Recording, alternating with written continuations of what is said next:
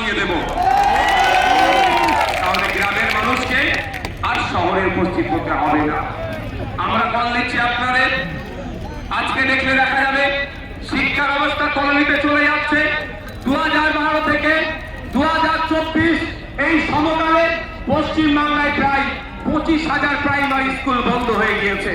তাই আজকে আমরা এই মঞ্চ থেকে ঘোষণা দিচ্ছি, শুধু বন্ধ হয়ে যাওয়া স্কুলগুলো চালু করা নয়, নতুন নতুন শিক্ষা প্রতিষ্ঠান হবে, কলেজ তৈরি হবে, নতুন নতুন শিক্ষা প্রতিষ্ঠান হবে, কলেজ তৈরি হবে, সাথে সাথে ইউনিভার্সিটিও তৈরি হবে।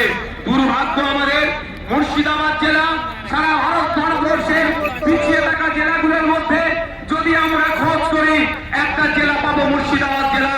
সেই জেলাতে এখনো পর্যন্ত একটা ফুল প্লেজের ইউনিভার্সিটি দেখতে পাচ্ছি না। আমরা শুধু মুর্শিদাবাদ জেলা নয়, 10 লক্ষ 20 লক্ষ মানুষের গড়ে প্রতিটা জায়গায় আমরা সেই ইউনিভার্সিটি তৈরি করব।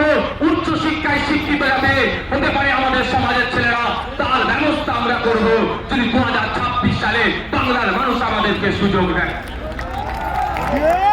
জানিয়ে রাখি, আজকে রাজ্য সরকার যে বিচারিতা করছে সংখ্যালঘুদের সাথে, দলিতদের সাথে, আদিবাসীর সাথে, সেই বঞ্চনা থেকে আমরা অবসান ঘটাবো।